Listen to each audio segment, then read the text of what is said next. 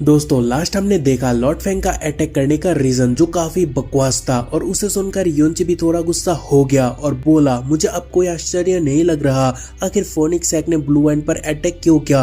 तभी Lord Feng कहता है डिवाइन फोनिक्स प्रोजेनिटर के जाने के बाद मुझे कुछ ऐसा चाहिए था जिससे मैं फोनिक्स सैक के शान और ताकत को बरकरार रख सकूं, लेकिन मुझे कुछ भी ऐसा नहीं मिल रहा था। लेकिन जैसे ही मुझे पर्पल प्रोफॉन क्रिस्टल के बारे में पता चला तो मुझे लगा अब वही चीज हमारा मदद कर सकता है और अगर हमें वो मिल जाता है तो हम बहुत कम टाइम पर एक सुपर पावर बन सकते हैं। चाहे ये सुनकर शिवार थोड़ा डिसअपॉइंटेड होती है और कहती है बस इतने के लिए, लेकिन डैड बस इसके लिए आप इतना क्रूअल डिसीजन क्यों लिए हो और कैसे लिए हो। चाहे तभी योंजी बोलता है क्योंकि तुम्हारे डैड को बाकी 4 सेक्रेट ग्राउंड को इस बारे में भनक भी लगने नहीं देना था, क्योंकि अगर उनको पता चलता तो फोनिक्स सैक का तो वह कुछ भी काम नहीं होता। जो सुनकर हैंगकांग बोलता है एग्जैक्टली और तभी योंजी सवाल करता है कि आपको कभी लगा नहीं कि आप गलत कर रहे हो। जहां रेस के साथ हैंगकांग जवाब देता है नहीं मैं गलत नहीं था, लेकिन जो भी मैंने ब्लू वाइंड के साथ किया उसके लिए मैं पनिशमेंट डिजर्व जरूर करता हूँ,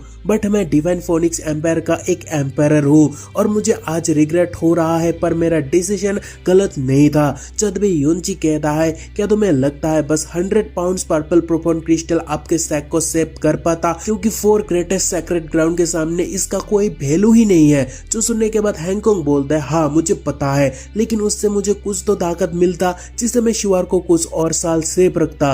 और फिर वो आगे बताता है अगर मैं शिवार को 100 साल तक सेव रखता तो उसके बाद सैक का डिक्लाइन भी हो जाए तब भी कोई फर्क नहीं पड़ता था, क्योंकि एक होप रहता। जो सुनकर शिवार बिल्कुल भी खुश नहीं है, सो वो गुस्से से कहती है डैड बहुत हो गया रुक जाओ। और फिर शिवार आगे बताने लगती है रीजन जो भी हो उसके लिए बहुत सारे इनोसेंट लोगों को मरना पड़ा, जो सही बात नहीं है। तभी योंची कहते हैं शिवार कोई नहीं, लेकिन मुझे कुछ सवाल पूछना है ताकि मैं पास्ट का कुछ सच को जान सकूं। और फिर योंची हैंगकांग से पूछता है तो क्या 7 कंट्रीज रैंकिंग कॉन्टेस्ट बस दिखाने के लिए था ताकि तुम 2 कंट्रीज के बीच वार का कुछ रीजन ढूंढ सको। जहां जवाब में हैंगकांग बोलता है हाँ बिल्कुल। जो सुनकर योंची पूछता है तो तुम अपने गोल के कितने नजदीक हो। जब भी हैंगकांग बोलता है 100%। जो सुनकर योंची गुस्से से कहता है क्या 100%। तभी हैंगकांग बताता है महीने भर पहले ही सारे पर्पल क्रिस्टल को कलेक्ट कर लिया गया और टाइम स्पेस रिंग के थ्रू उसे फोनिक्स सैक पर लाया गया और अभी वो फॉरबिडन एरिया पर है और सब कुछ सेटल होने के बाद क्रिस्टल रिफाइन किया जा सकता है। चाहे योंची फिर से गुस्सा होता है और बोलता है कांग्रेचुलेशन, लेकिन महीने भर पहले ही सब कुछ लूटने के बाद भी तुम ब्लू वाइंड पर हमला कर रहे हो। जब भी हैंगकांग बोलता है तुम्हें पता है अगर इतना सब करके मैं ऐसे ही पीछे हट गया तो सब कुछ रिवील हो जाता। और फिर शेमलेस इंसान आगे बोलता है कि सब कुछ रिफाइन होने के बाद मैं तुम्हें कुछ भेज दूंगा। जो सुनकर योंची हंसने लगता है और बोलता है अच्छा तो तुम हमें कुछ परसेंटेज देना चाहते हो जबकि वो पूरा हमारा है। जब भी कमीना भी लाइक 50 पाउंड्स दैट्स इट। जब भी योंची कहता है हमें एक भी नहीं चाहिए तो वो रख ले बिकॉज आई डोंट केयर, लेकिन सेकंड फैंग फेयन से संभाल कर जिसे पर्पल प्रोफॉन क्रिस्टल के बारे में पता है। जब भी हैंगकांग कहता है कि मैं इतना स्टूपिड नहीं, सो तुम्हें चिंता करने की जरूरत नहीं। और एक बात मुझे तुम्हें कुछ याद दिलाना था कि एक अजीब आदमी जिसका नाम फैंग ज्यूचन है उसके ही कारण माइनिंग बहुत आसानी से हुआ, क्योंकि उसने सारे सेक्रेट ग्राउंड का ध्यान अपने ऊपर खींचा था और लोगों का कहना है वो यहाँ तुझे मारने आया। सो केयरफुल रहना क्योंकि वो कभी भी कुछ भी कर सकता है। चाहे वो सुनकर शिवार चौंक जाती है और कहती है योंची बहुत स्ट्रांग है सो योंची को कुछ भी नहीं होगा और ना ही मैं योंची को कुछ होने दूंगा। जब भी योंची कहता है शिवार डोंट वरी मुझे मारना आसान नहीं।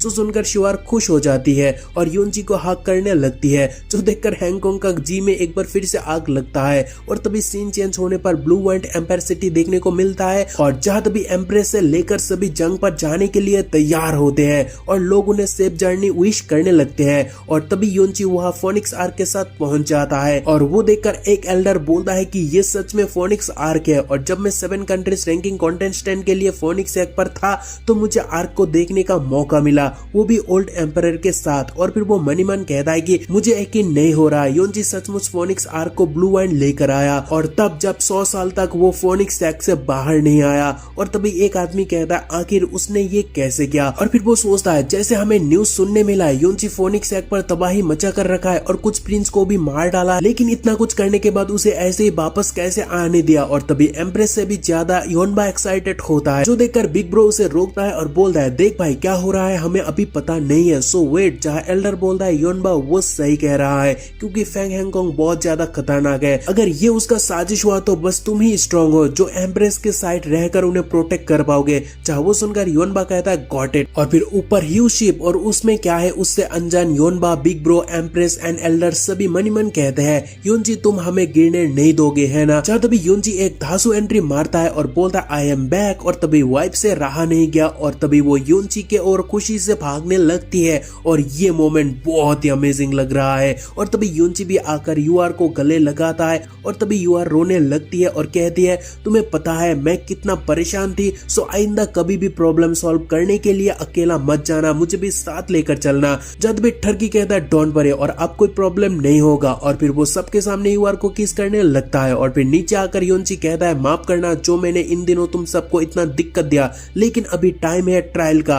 और फिर भाई कहता है सिनर सामने आओ, तभी फेंग हैंगकांग सामने आता है और उसे देखकर डर के मारे एल्डर सबको अलर्ट होने बोलता है और सभी योनची के इस एक्ट से चौंक जाता है और अलर्ट होकर और कहने लगते हैं क्या ये एम्परर लॉर्ड फेंग हैंगकांग है। जब भी योनची सबको शांत कराकर कहता है alright he is emperor Feng हैंगकांग। और फिर भाई वहाँ मनी मन कहता है यू आर चिंता मत करो, इस बार वो कुछ भी नहीं कर सकता क्योंकि इस बार वो एज ए सिनर यहाँ आया है। और फिर योनची हैंगकांग को बोलता है सिनर किस बात का वेट कर रहा है, मैं आऊं क्या। तभी सभी लोग चौंक जाते हैं सोचकर कि क्या सच में डिवाइन फोनिक्स सैक का लॉर्ड सरेंडर किया। और तभी फेंग हैंगकांग आता है जिसे देखकर यूआर बहुत ही ज्यादा गुस्सा होती है, लेकिन योनची उसे टाइटली होल्ड करता है और बोलता है यूआर शांत हो जाओ, उसे सब कीमत चुकाना ही होगा। और फिर योनची फेंग हैंगकांग को पूछता है तुम यहाँ क्यों आए हो, वो तुम भूले तो नहीं। जहाँ तभी हैंगकांग कहता है कि मैं ऑलरेडी ब्लू वाइन पर हूँ और मेरे साथ ना ही मेरा लोग है और ना ही तुम मुझे जाने का रास्ता दोगे। और ब्लू मून एम्परेस मुझे पता है मैंने जो भी किया उसका कारण ब्लू वाइन एम्पायर को काफी ज्यादा नुकसान हुआ, काफी कुछ सहना पड़ा और सिंपली उसके कारण पूरा कंट्री हार्ट हो रहे होंगे। और साथ ही आपके फादर को भी किसी ने मार डाला जिसे मैंने ही भेजा। सो मेरा गुनाह बहुत बड़ा है जिस कारण से आप मुझे जो सजा देना चाहते हो वो दे दो, मुझे मंजूर है और सजा चाहे कितना भी बड़ा क्यों ना हो मैं ना नहीं कहूंगा। तभी एम्प्रेस कहते हैं डिवाइन फोनिक्स एम्पायर हमारा blue wine divine phoenix sack को हजारों सालों से रिस्पेक्ट करते हुए आ रहा था, लेकिन आपका एक्ट बहुत ज्यादा क्रूएल था। और फिर गुस्से से एम्प्रेस आगे कहती है पहले मुझे हर एक मरने वालों के तरफ से तुम्हारे मुंह से एक एक्सप्लेनेशन चाहिए। तभी फेंग आंखें बंद कर लेता है। तभी योनची चीखता है और बोलता है फेंग अपना सिंसियरिटी शो करो और उन 50 मिलियन लोगों के लिए घुटनों पर आ जाओ और जिन्हें तुमने मार डाला। तभी वो सुनकर फेंग बोलता है तुम मुझे मार सकते हो क्योंकि मैं घुटनों पर नहीं आऊंगा। तभी स्वॉर्ड निकलकर एल्डर बोलता है तुम झुकोगे नहीं तो यहाँ क्यों ही आए हो। और फिर एल्डर आगे बोलता है घुटनों पर नहीं आते हो तो मैं तुझे मार डालूंगा। जब दूसरा पर्सन भी लाइक भाई शांत हो जा, वो बस एम्परर ही नहीं मिस्टिक फोनिक्स सैक का लॉर्ड भी है। सो उस हिसाब से वो एक ब्लो में तेरे तरह 1000 लोगों को मार सकता है। जहाँ एल्डर बोलता है कि मुझे परवाह नहीं, आज उसे मरना ही होगा। जब तभी शिवार बाहर आने लगती है और कहती है फादर इतनी बड़ी गलती के बाद भी माफी मांगना नहीं चाहता। तभी शिवार की खूबसूरती से सभी पागल होते ही है कि तभी शिवार कहती है तो उनके बिहाफ पर मुझे नील करने दो। और फिर शिवार ये भी कहती है डिवाइन फोनिक्स सैक से बहुत बड़ा गलती हुआ, सो डिवाइन फोनिक्स सैक का प्रिंसेस होने की नाते मैं सबसे माफी मांगती हूँ। तभी शिवार की खूबसूरती देखकर एम्प्रेस भी चौंक जाती है और मनी मन कहती है दुनिया में कोई शिया किंग्यू से भी ज्यादा खूबसूरत कैसे हो सकती है। और उतने में शिवार कहती है ब्लू मून एम्प्रेस मैं हूँ फेंग शिवार डिवाइन फोनिक्स सैक का एम्प्रेस। और फिर शिवार बाकी लोगों से भी कहती है मैं आप सबसे माफी मांगती हूँ और सॉरी कहकर शिवार नील डाउन हो जाती है, जो देखकर फेंग बहुत जोर से चीखता है और कहता है शिवार तुम क्या कर रहे हो, जल्दी उठ जाओ। और फिर फेंग ये भी बोलता है कि दुनिया में किसी के पास भी कोई हक नहीं वो शिवार को नील डाउन करवाए। जहाँ वो सुनकर शिवार कहती है फादर हम गुनेगार है सो हमें माफी मांगना ही होगा है ना। तभी शिवार की बातों से बाप पिघल जाता है और घुटनों पर आकर सबसे माफी मांगता है और बोलता है सब कुछ उसका किया धरा है, उसमें शिवार का कोई इन्वॉल्वमेंट नहीं था। सो वो बोलता है कि मुझे आप जो चाहो वो सजा दे सकते हो। जो सुनकर ब्लू वाइन के लोग बहुत गुस्सा होते हैं, लेकिन एम्प्रेस कहती है यून आप क्या करे। जहाँ तभी योनजी कहता है कि अभी उन्हें जाने दो, हम इस बारे में टेंपल पर अच्छे से डिस्कशन करेंगे। जहाँ तभी एम्प्रेस ओके कहकर खुद शिवार को उठाने लगती है और कहती है तुम प्लीज उठ जाओ because you are so honourable, so मैं भला तुम्हारा पेन कैसे एक्सेप्ट कर सकती हूँ। जहाँ तभी शिवार कहते हैं नहीं मैं भी गुनेगार हूँ सो मुझे माफी मांगना होगा क्योंकि हमारा सैक ब्लू वाइन वाइन के लोगों से बहुत बुरा किया। जब भी योंची भी शिवार को मनाने लगता है कहकर शिवार प्लीज उठ जाओ, हम इस बारे में अंदर बात करेंगे। और फिर योंची हैंगकांग को भी कहता है तुम भी उठ सकते हो और हम इस बारे में टेंपल पर बात करेंगे, सो आ जाओ मेरे साथ। और फिर भाई डोंगफेंग से कहता है नजर रखना कि कोई अंदर ना आ सके और जो तुमने देखा वो किसी और को पता नहीं चलना चाहिए। चाहे वो कहता है यस सर। और फिर सभी टेंपल आते हैं और एम्प्रेस डैड को याद करके जोर जोर से रोने लगती है। और फिर योंची भी याद करके कहता है एम्परर मैं यहाँ आपको देखने आया। तभी एम्प्रेस कहती है डैड अभी आप आराम से रेस्ट कर सकते हो, क्योंकि योंची सही सलामत वापस आया और उसने डिवाइन फीनिक्स सैग के लॉर्ड को भी लेकर आया और उन्हें ब्लू वाइन के लोगों से माफी भी मंगवाया। लेकिन डैड मुझे माफ करना क्योंकि मैं उन्हें मरने नहीं दे सकता। यानी एम्प्रेस इज टू काइंड कि वो लॉर्ड फेंग को मौत का सजा नहीं सुना रहा। तभी योंची पूछता है लेकिन यू आर क्यों। जहाँ ये एपिसोड खत्म, सो मिलते हैं अगले एपिसोड में, क्योंकि वहाँ सारा पुराना डील कैंसिल होने वाला है और न्यू डील्स पर योंची का लॉटरी लगने वाला है। इतना हिंट काफी है। सो मिलते हैं अगले एपिसोड पर, तब तक अपना ख्याल रखना, बाय।